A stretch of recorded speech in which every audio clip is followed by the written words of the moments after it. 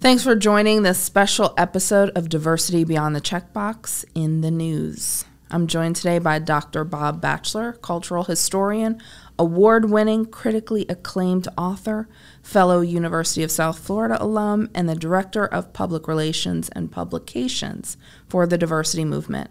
You may remember him from a special live episode last year where we talked about the controversies of the Summer Olympics. Bob, thanks for being here. Thanks for having me, Jackie. Before we begin and get into this rousing discussion, I wanted to first congratulate you on the Inclusive Language Handbook. Thank you. Your first book that is flying off the shelves. I'm very happy to announce. You and Roxanne Bellamy have written a wonderful guidebook for people being able to use inclusive language. I've learned so much from this. I've talked to other people who have learned quite a bit. And also another honor, being recently acclaimed for being one of the top 5% downloaded podcasts in the world. Yes, I'm so excited. Behind the scenes, I know the sweat equity that you put into it. So yes. When I found out about that statistic and that accolade, I was so happy for you because you do such a wonderful job. So congratulations on these two major milestones. Wonderful things. Thank you so much, Bob. I appreciate that. Well, let's get into our topic for today. There's a lot happening in the news right now, and one of the trending stories is Wells Fargo's diverse slate hiring policy. The organization is facing so much backlash right now following a report that their diversity-centered hiring policy was basically a ruse. And Wells Fargo is halting that process altogether until I think the New York Times said that the CEO, Charles Schorf, said that the policy was on pause until their hiring staff fully understands how the guidelines should work. Also in 2020, Wells Fargo, they began to require that half of their candidates open the positions to women and underrepresented professionals. But, if they're, they've got people already hired for these roles and they're still interviewing people to check the box, right? And so one of their employees came out and broke this story, and it's disheartening, right? So this podcast is called Diversity Beyond the Checkbox, but they are clearly not checking the box very honestly and very authentically. What do you think about this, Bob? Well, it's such a deep and complex topic. On the surface, they're trying to check a box. There's incredible pressure at large corporations. Mm-hmm. It's one of the things I've done in the past. I worked for one of the largest financial corporations in the world. Mm-hmm. And though they seem like a large naval warship in the way that they may turn, on an individual level, things have to turn really fast. Mm-hmm. So it's a high pressure. So I can understand, having worked at a place like Wells Fargo, that there is incredible pressure on individuals to achieve something, and it gets distorted. It's a very interesting discrepancy between a guideline and then how that guideline is enacted. Yeah. And it's clearly based on power dynamics as you go from bottom to top and back throughout an organization. But this is just one in a long line of recent scandals at Wells Fargo. And I mean, I looked at some of the details. The first bunch of scandals that they went through, that they're still trying to get behind or get past them, resulted in $4.5 billion of fines. And they're still being held up to regulators. There are people calling for Wells Fargo to be taken apart. And this is something that this corporation needs to address and address seriously. I wouldn't be surprised if there are C-suite resignations based on this latest scandal. Yeah. You know, it's unfortunate because systemically, this is one of the issues in our country. People need to have equity in their, finance.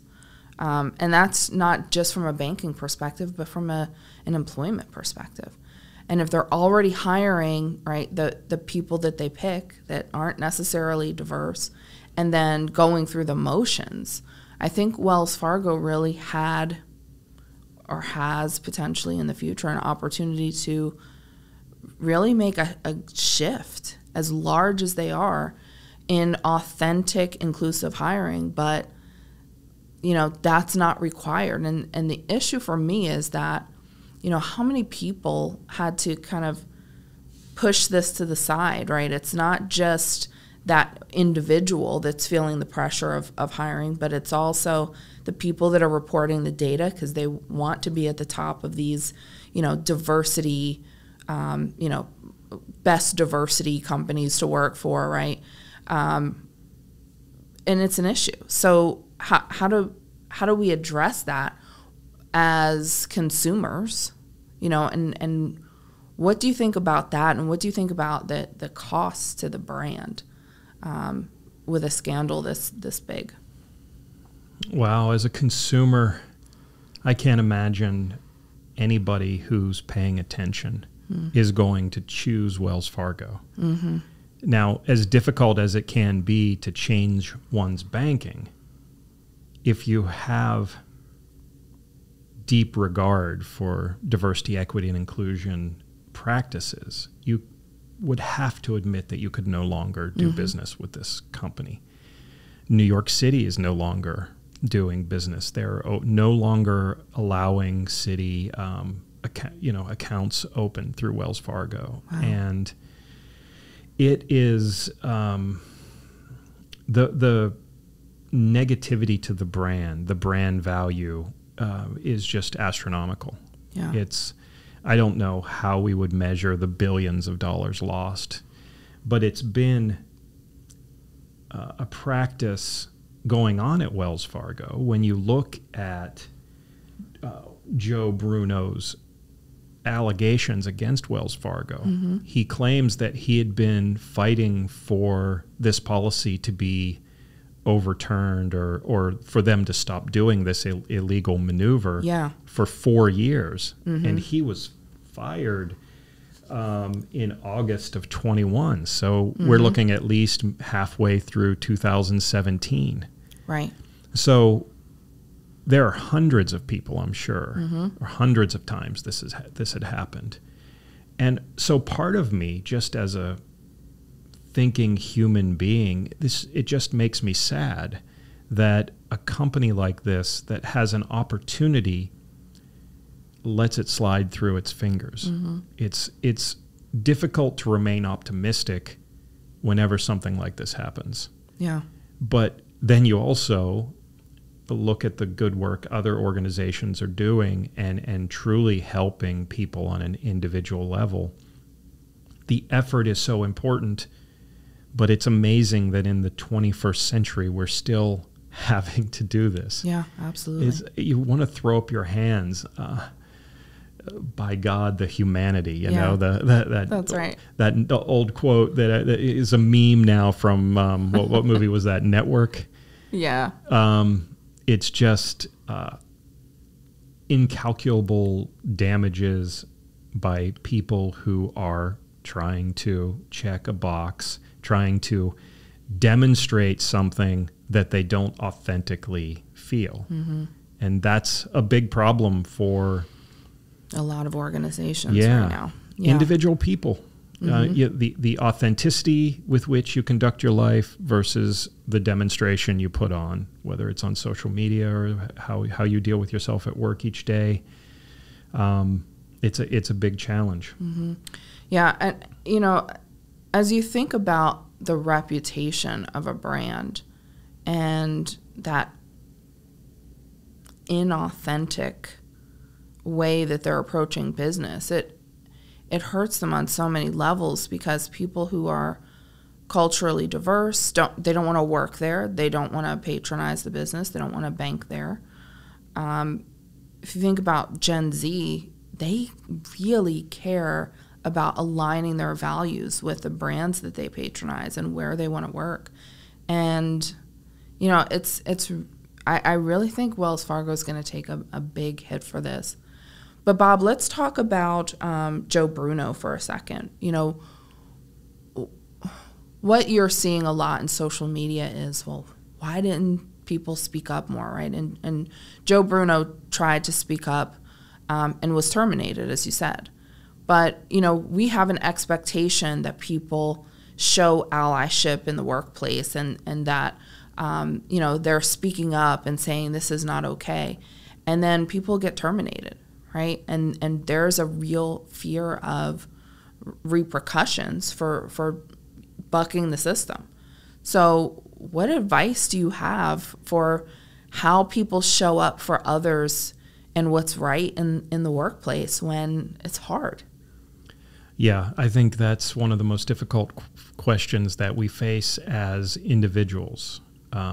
When are you willing to put your value system on the line? And so thank goodness for people like Joe Bruno who are willing to risk it all. And, you know, throughout my career, I just happened to work for some large organizations. And what you see so clearly in large organizations is when things like this happen. And I've had this discussion with people who teach ethics. And it's very difficult because on one hand, I could believe, as any person, could believe deeply in X, Y, or Z.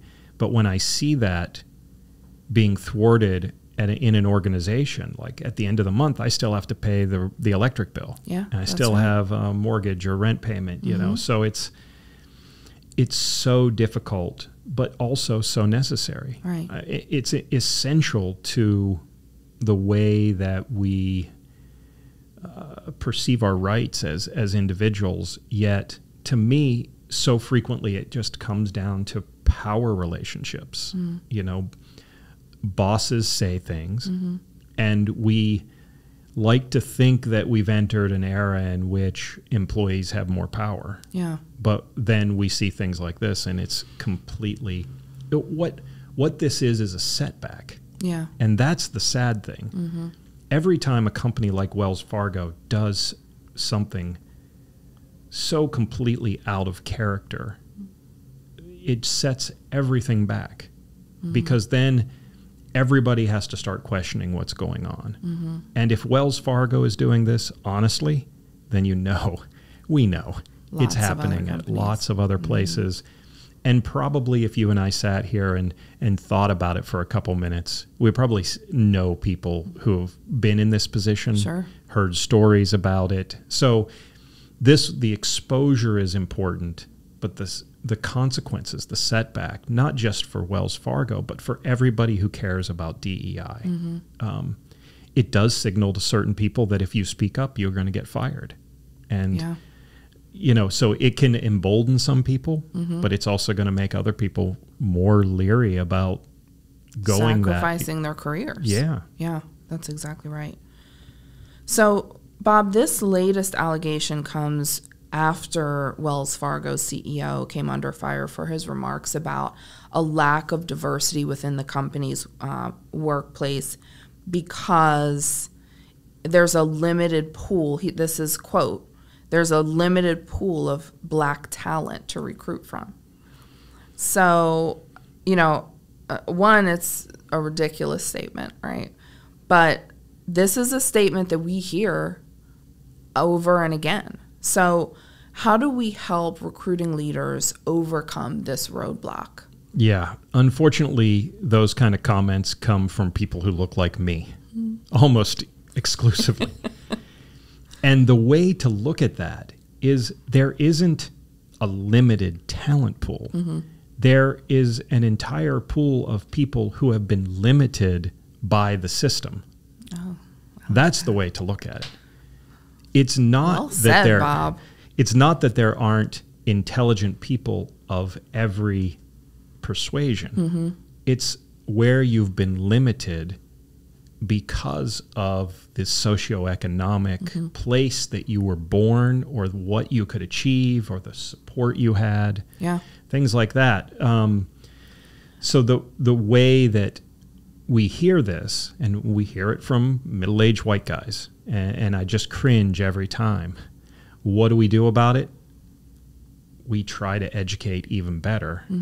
Because what you said about Generation Z and the millennials and Generation Alpha coming up behind Gen Z, basically, I would say to an organization, I would say to any CEO, and I've said to CEOs I know, the countdown clock is on. You may have 5 years to get it right, but you don't have a second beyond that. Somebody asked me the other day, what about this DEI fatigue? You know, we got to worry about gas prices and recession and finding employees. And what about, you know, is this just a fad? My answer was 5 years. Because in 5 years, most of Gen X is going to have aged out of the workforce or be at the end. The millennials and Gen Z will be the workforce. And if anybody out there that's listening hasn't spent time with a teenager lately, go do that. I would say to a CEO, you need to spend more time talking to teenagers, because my teenagers don't see color. They don't even think about it. We're getting actually educated in such an interesting way by younger people, because for all the bluster of youth, and you know, we may joke about that and how people act in their 20s or their teens, that, you know, they age out of it, mature. They do see the world differently. They do, And I would say to any CEO, do you want your company to be thriving in 5 years? You have to change. Absolutely. You need to step on the gas. You don't need to relax. George, the distance between your DEI policy and George Floyd's murder and Black Lives Matter, the longer that goes doesn't give you a reason to pause.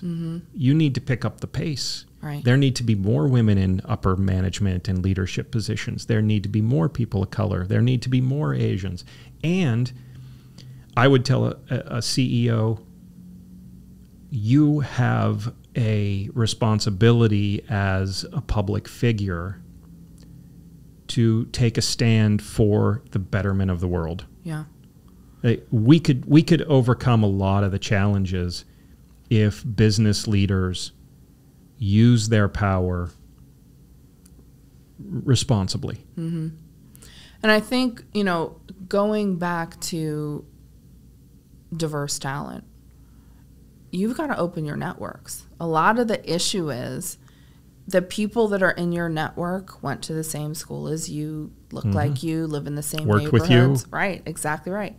And you've got to be really intentional about coming out of that and finding and bringing in people that are not in that comfortable network, right? That's why you can't find talent, because you're not reaching beyond that easy structure that you've got set up for yourself. And with regard to, you know, Gen Z, the thing about what you said about seeing color, I think they see color, but they see it in a way that's not biased, like we grew up with, and they're open and their perspective is broader, and they have more diverse friends than we did. And so, because the world is more diverse, their society is more diverse. And so it's really interesting, you know, that people are still doing this performative dance in the workplace when really they've got to get serious. And I agree with you, Bob. We're running out of time for organizations that, you know, really want to do the dance around it and not get into it for real and seriously and intentionally and care about their employees. You can't ignore the problem in front of your face. No. Culture has always been important. Companies that have put culture first have been rewarded. in the marketplace. This is a different kind of transformation that has to happen. But one day it's like these CEOs, the C-suite people who aren't considering this, they're going to wake up and they're going to wonder where all their customers went. That's right. And like Blockbuster. Yeah, they're not going to have an easy answer.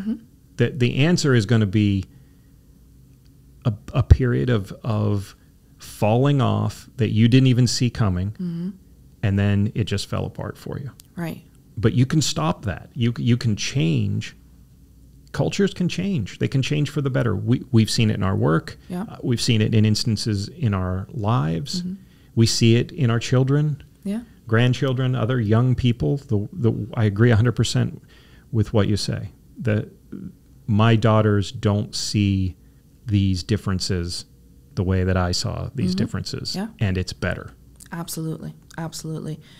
And whereas that gives us hope, the structure of these companies like Wells Fargo that is not taking it seriously, it's going to be a problem. They're going to end up like Blockbuster, who was not paying attention to the way that our habits were changing as a society.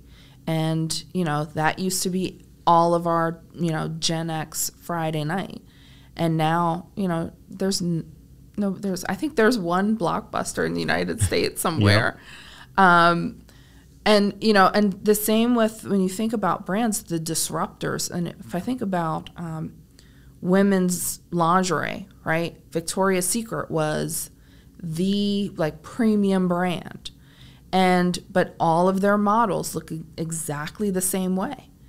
And then you have these disruptors like Third Love and Rihanna's Savage X Fenty that have all these diverse models, all different sizes, all different backgrounds. And they look like me. They look like my friends. They look, and that's where you want to shop.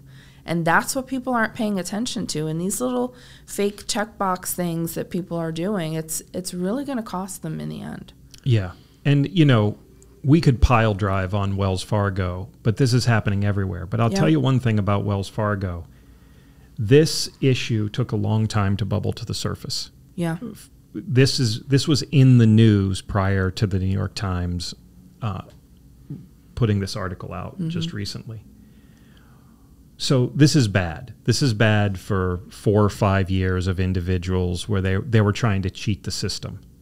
But what bothers me about Wells Fargo in particular is that a recent investigation by Bloomberg revealed that when people tried to refinance their homes over, I think, the last 2 or 3 years from the time the pandemic began to now, 72% of white refinancers were approved and only 47% of blacks. Wow. So that, to me, this is a big issue and it's getting press now. But that should be the front page news because you're really hurting people. Yeah. In a really vicious way when you have a policy like that. Or things like that are happening in your organization. So you fill out a mortgage loan, and I'm standing there, and I turn it in, and the person sees me. You're almost double more likely to get it just because of the way we look. I mean, that is hurting people directly in the pocket, in their wallet, the value of their homes. Exactly. I mean, there's so much historically about financial services industry that's been racially motivated. That's right. Yeah, it's exasperating. It is. And I'm glad you mentioned that, Bob, because it's not just the one thing, right? It's not just hiring, and it's not just, let's say it's 100, let's say it's 1,000 people that applied, and, thanks for the interview, be on your way, right? It's the lending, because if I can't get approved for a loan and you can, that affects home ownership. If I can't get refinanced and you can, that affects, long-term wealth. And that's the systemic issue that exists with the inequities in wealth between someone that looks like you and someone that looks like me. And that it has generational effects. And that is the problem. And an organization like Wells Fargo, again, is so large that they can really create the standard and create a real shift in our society, but they're negatively affecting it. And you're right, it's not just them. But these are the things that we aren't necessarily paying close attention to in our society that we need to be. And we need to be calling it out, and we need to be saying it, and moving away from allowing organizations that we work for, that we patronize, to be able to do this performative allyship dance. Because it's not about the award, it's about people, right? So, and again, so many organizations are faking this DEI process or practice or whatever they're calling it for their organization. But how do we, as job candidates, as employees, as consumers, determine which brands are authentic and which are not? That's a tough one. Yeah. That is very difficult, because you can find fault with almost every large organization because, okay, so if I put my professor hat on for a second. Let's do it. The system is a vicious capitalist system in which certain people are the sausage makers and certain people are the sausage. And so when I look at it in a viewpoint of that situation, then an organization can always use shareholder value or profitability to pummel what the right thing to do is. Sure. And we're trained that way. I think the world would be better if we had a little more Buddhism in our natural day-to-day thinking, because the term fail better has been kind of bastardized. But what it really means is you're going to have a very difficult life of overcoming suffering. Suffering is ever present, but you try your best. So when you fail to reach nirvana, you just fail better. You fail better by being as good as you can be individually across a number of areas. It's like being a good human being. And what the system forces leaders to do, or managers, is do things like give an illegal interview to somebody when the job's already been given, because the pressure's on them that they've either created because they want the McMansion and they want the Prius in the parking lot or something, the BMW. It makes for a vicious system, and there's no counterbalance for being a good human being. Everybody at work may like you, but if you have a boss whose thumb is on your head to do X, Y, Z, how do you respond? So as consumers, how do we respond to these things? I think we have to be kind of like water and flow, where we do our research and we find organizations that most closely align with our values. There are lots of good organizations and companies out there. There are so many options now with small businesses and businesses of one, businesses of five. Yeah, I totally agree with that, Bob. And I think one of the issues is and I talked about it with the network, like you go with what's easy. Like, it's easier to order from Amazon than it is to go find a small business where your purchases really matter, right? And we have to be intentional about making those decisions and not just, going with what's easy, what's in front of us, what we're used to. I think that's a good point.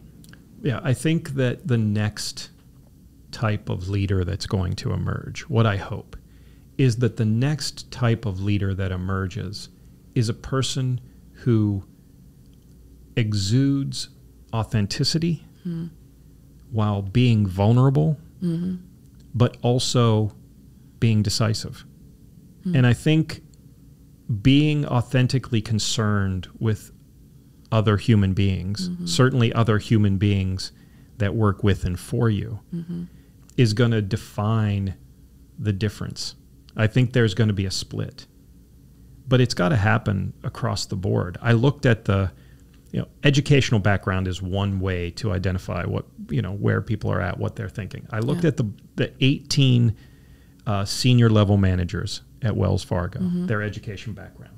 4 people with an MA, 4 people with a BA, 1 person with an MA, 10 MBAs, 2 lawyers, and 1 person didn't identify what they were. So you have to go back to so how were these people trained? Where did they get their ideas? Because for people who can go to college and go beyond college, and MBA certainly in the business world is a symbol. Sure. What, as a former professor, what are they teaching in MBA programs? I can tell you for a fact they're not teaching DEI issues. Oh, absolutely not. They're not teaching ethics. No. And so my colleagues and I used to sit around and wonder, how are these businesses by far the most popular major in America? Sure, yeah. And they may get, a week on ethics in one class or a couple classes. It's so how are these people being trained? And could the educational system mirror the better parts of our nature? Could the education system include these pieces? And certainly that's just one piece of it, one part. But to me, it's indicative of the challenges of, because if you're not learning it here, you're going to fall back on things like hiring your buddy. Sure, yeah. Who worked with you on your way up? Who's your loyal lieutenant? Yeah. And your loyal lieutenant probably isn't going to be a person of color. Right. So these things all play together, and it's the complexity of the human experience. Yeah. There are going to be failures like this with Wells Fargo. We can only hope that what emerges from this is a harder push to better individuals and collectively better organizations. Yeah. I mean, I think it's optimistic to think they're going to teach that in schools, considering some of the other things they're not teaching in schools that they should be around systemic racism, etc. But yeah, I mean, we learn all of these competencies in school that have nothing to do with how to engage with people and nothing to do with transparency around your practices. Yeah, then you get guidelines, or you get rules, or you get things like edicts from the top with so much pressure to do that thing that you're stripped of any power that you may have. Your career could be on the line, not just your job. Yep. Your family's livelihood could be on the job, or on the line. Yeah. So it's such complexity, and and that's without even discussing the way that legislators at the state level are undercutting attempts to be more inclusive in classrooms. Right. And we could talk for 3 hours just about that. So it's at every level, it's difficult, but the world is changing quick. Yeah. I think 5 years is probably giving the benefit of the doubt. Agreed. I'd say if in 5 years you have not created a culture that is inclusive, diverse, and equitable, your company will suffer. Mm-hmm. But I think 5 years is the very maximum. Yeah. You probably only have 2 or 3 years to turn it around, because the millennials, Gen Z, they're going to vote with their feet.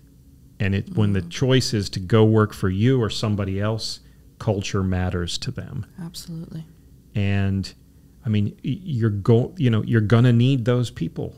It's the power has been taken to some degree away from the corporations, and I don't think it's gonna go back to the way it used to be, like the days of like Jack Welch and GE and like firing tens of thousands of people. That I don't think that's going to happen. Regardless of whether we have another recession or not, it's things are different. Culturally, it's changing. Absolutely, and the expectations of people are changing, which I think is great, because our society is changing, and I think that ultimately we need to figure out as organizational leaders, do we want to have sustainable business going into the back half of this decade and beyond. So Bob, any closing thoughts? Yeah, I said I was feeling philosophical, and I probably let too much of that slip in, but it's okay. The thing that I would urge business leaders to consider is that your organization does not have to exist. The world does not have to have Wells Fargo. The Walmart of the 1920s was a company called Woolworth. Yeah. And Woolworth does not exist in its form now. There are still Woolworths in Britain, but it's not the same. And obviously, it's not the largest company in the world. Right. History is littered with corporations that did not, Blockbuster, did not change with the times. Yeah. And you might think that your great product or your great people or your own greatness can see you through this, but the wave is coming. It's already here. Culture matters a lot. Yeah. And it matters a lot to the people who are your future workforce, your future customers, your future vendors. So you're 100% correct. You've got to expand your network. You've got to be authentically active in doing the right thing. Absolutely. Thanks, Bob. It's been fun. Yeah, thank you. Unfortunately, the topic was a little heavy, but I enjoyed talking to you about it. Yeah, we need to find the positives at some point. We need to do an episode on like greatness in DEI. Companies that are doing good things authentically for the right reasons. Absolutely. That's a great idea. Well, Thanks, thank Bob. you. Thanks.